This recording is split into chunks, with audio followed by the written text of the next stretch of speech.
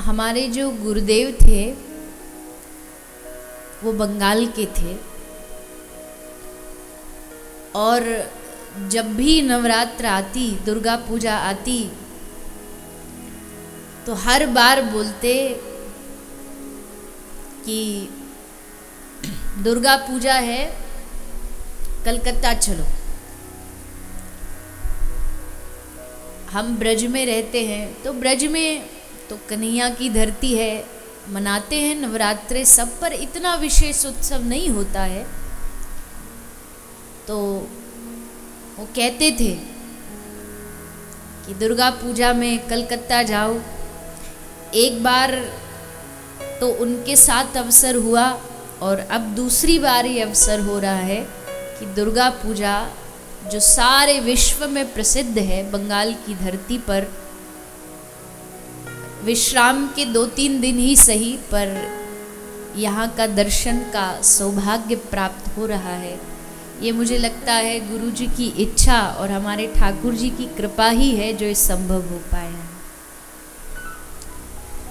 कल आए थे रांची से यहाँ तक, पूरा रास्ता हर छोटे छोटे गांव, छोटे छोटे शहर में बड़ा सुंदर लोगों ने सजाया हुआ है अपने अपने घरों को, मोहल्लों को। तो इस नवरात्र के इन विश्राम दिवसों में आप हम सब यहाँ बैठ कर के, जैसा मैंने कहा बंगाल की धरती से कई रिश्ते हैं मेरे, गुरु का रिश्ता है और उससे बड़ा कोई रिश्ता नहीं हो सकता। महाप्रभु का संबंध है। मुझे बड़ी प्रसन्नता हो रही है, मेरे आगे जो श्रोतागण बैठे हैं उनमें से कितने लोगों के मस्तिष्क पर श्री ठाकुर जी के चरणारविंद तिलक के रूप में विराजमान हैं। तो जब अपने ही जैसा, अपने ही संप्रदाय का तिलक किसी के माथे पर दिखता है ना, तो बड़ी खुशी होती है, लगता है कि एक ही कंपनी का माल है। आप भी उन्हीं के हो, हम भी उन्हीं के हैं। आप भी उनको समर्पित हो, हम भी कोशिश कर रहे हैं उनको समर्पित हो जाने की, कि बस हो जाए किसी तरह। मेरी आवाज़ आ रही है आपको? क्योंकि देखो एक तो मेरा गला, क्योंकि अभी 2 दिन पहले ही हम बद्रीनाथ धाम से आए हैं। हमारी पूरी टीम में जो भी खांसता नजर आए ना, समझना ये बद्रीनाथ, ये बद्री विशाल का प्रसाद मिल गया है इसको। कोई बचा होगा, सब वहाँ से तो ठीक ठाक आ गए, पर यहाँ के फिर सबकी हालत बड़ी खराब है। और दूसरा वर्षा देखो। लेकिन कहते हैं कोई भी आपका शुभ कार्य हो और उस शुभ कार्य के आरंभ या विश्राम दिवस में वर्षा हो जाती है, तो इसका मतलब वो आपका उत्सव ठाकुर जी ने स्वीकार कर लिया।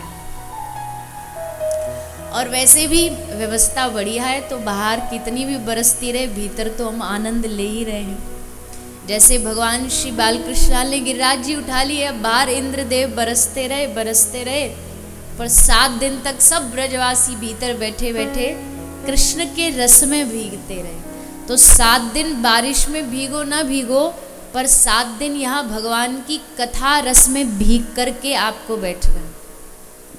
यहाँ भीगने से डरना मत, बाहर वाली बारिश से तो बचाव करो, पर जो भगवान की कथा की वर्षा है ना, इसकी तो 2-4 छींटे अपने ऊपर पड़ जाएं तो ही जीवन धन्य हो जाता है।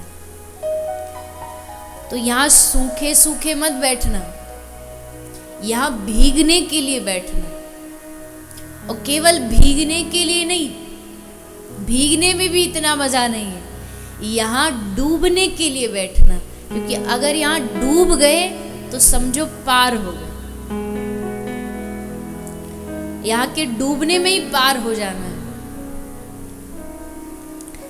तो हमारी माता जी, झुनझुनवाला परिवार, सबका एक भाव, एक संकल्प जागा कि हमें भगवान की कथा अपने इस धरा पर पुरुलिया में करानी है।